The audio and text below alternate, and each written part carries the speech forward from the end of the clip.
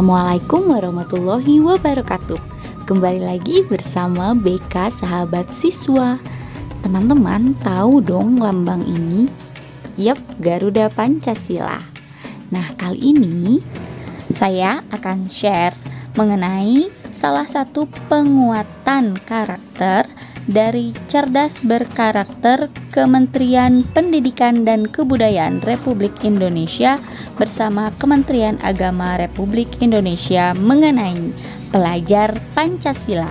Pelajar Pancasila ini adalah perwujudan pelajar Indonesia sebagai pelajar sepanjang hayat yang memiliki kompetensi global dan berperilaku sesuai dengan nilai-nilai Pancasila.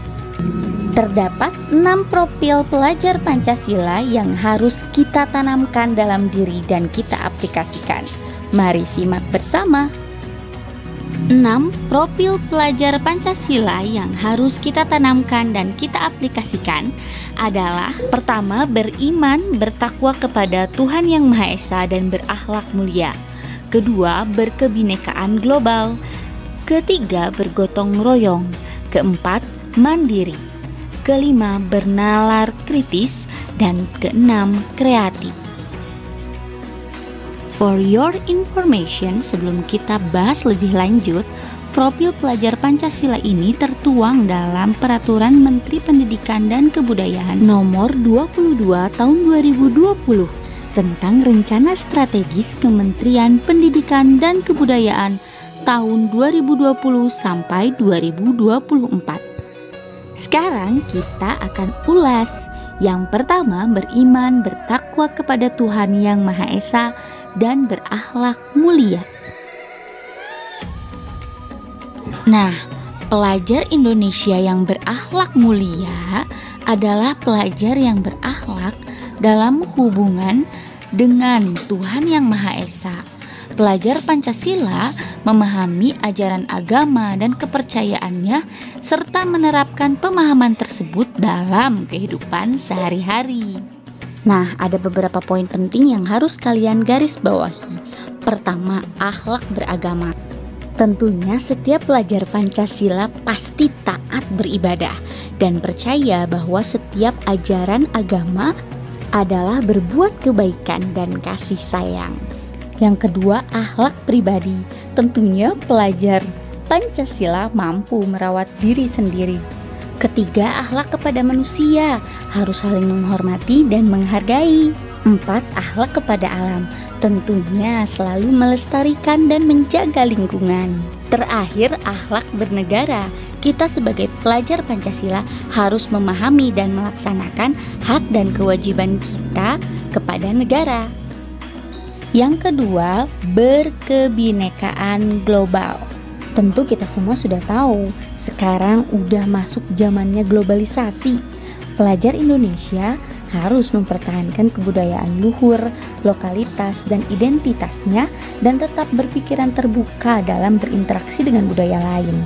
Nah, perilaku pelajar Pancasila ini menumbuhkan rasa saling menghargai dan memungkinkan terbentuknya budaya baru yang positif dan tidak bertentangan dengan budaya luhur bangsa.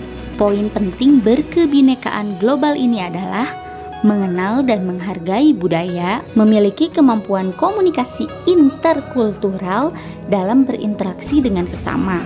Misalkan, tidak ada salahnya kita untuk belajar bahasa asing untuk lebih memudahkan kita berkomunikasi dengan teman yang berbeda budayanya dengan kita.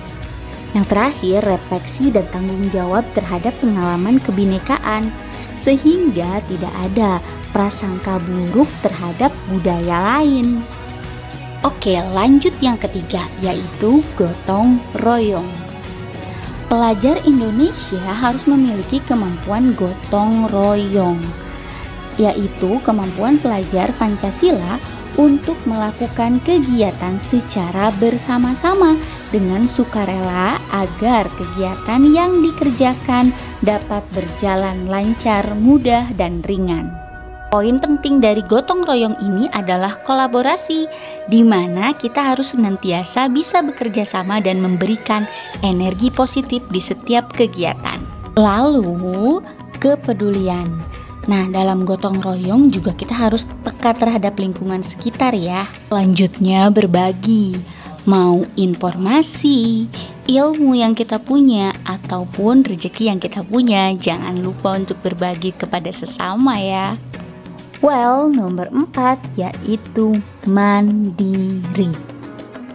Saya yakin kok pelajar Indonesia sudah mandiri semua. Ya, pelajar Indonesia adalah pelajar yang mandiri, yaitu pelajar Pancasila yang bertanggung jawab atas proses dan hasil belajarnya. Udah pada tanggung jawab kan? Dan selalu ingat tugasnya kan? Jangan lupa, jangan ingat doang, kerjain. Dan poin penting dari mandiri ini adalah kesadaran akan diri dan situasi yang dihadapi. Kita harus menyadari apa yang menjadi kekurangan dan apa yang menjadi kelebihan kita, dan bagaimana kita mengenali situasi yang kita hadapi, bagaimana cara kita mengelola emosi, mampu menempatkan diri sesuai dengan perubahan dan perkembangan yang terjadi. Terakhir, regulasi diri. Sebagai pelajar Pancasila, tentunya kita harus bisa mengatur pikiran, perasaan, perilakunya. Karakter mandiri ini harus terbangun sedari dini agar kita bisa terbentuk menjadi manusia yang penuh tanggung jawab dan keyakinan diri.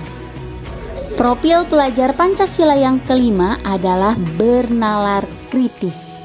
Pelajar yang bernalar kritis adalah pelajar Pancasila yang mampu secara objektif memproses informasi baik kualitatif maupun kuantitatif, membangun keterkaitan antara berbagai informasi, menganalisis informasi, mengevaluasi, dan menyimpulkannya. Oke, kunci dari bernalar kritis ini adalah memperoleh dan memproses informasi dan gagasan. Jika kita memperoleh informasi, kita harus mencari tahu terlebih dahulu apakah informasi itu benar atau tidak. Makanya kita harus punya rasa ingin tahu yang besar dan mencari informasi tambahan sebagai bahan pelengkap. Selanjutnya, menganalisis dan mengevaluasi penalaran. Misalnya, ketika kita membuat keputusan, kita harus mencari dulu data dan fakta dan dianalisa dengan tepat dan objektif sehingga kita tidak salah mengambil keputusan. Selanjutnya, merefleksikan pemikiran dan proses berpikir. Nah, karena kita sudah terbiasa dengan berpikir kritis, sehingga kita akan mudah untuk mengambil keputusan ketika kita mempunyai permasalahan. Jangan sampai kalian sama kayak animasinya.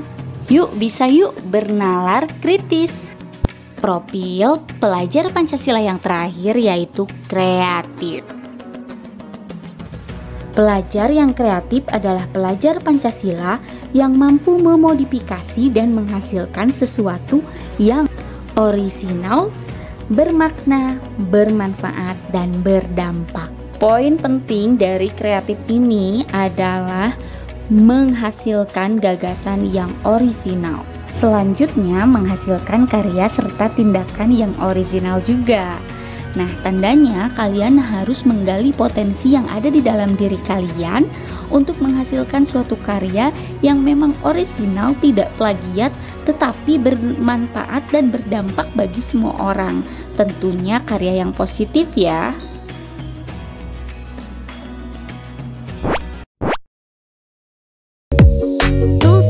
Nadie como tú, no hay un sustituto para ese cuerpo tuyo que a mí ya me tiene cucu. En un rato te busco, voy y te acurruco. Lah, malah tiktokan. Tapi nggak apa-apa sih selama konten yang kalian bikin itu positif, bermanfaat, dan berdampak untuk orang lain. Ingat, kreatif ya, asah terus deh. Sekarang saatnya tugas untuk kalian.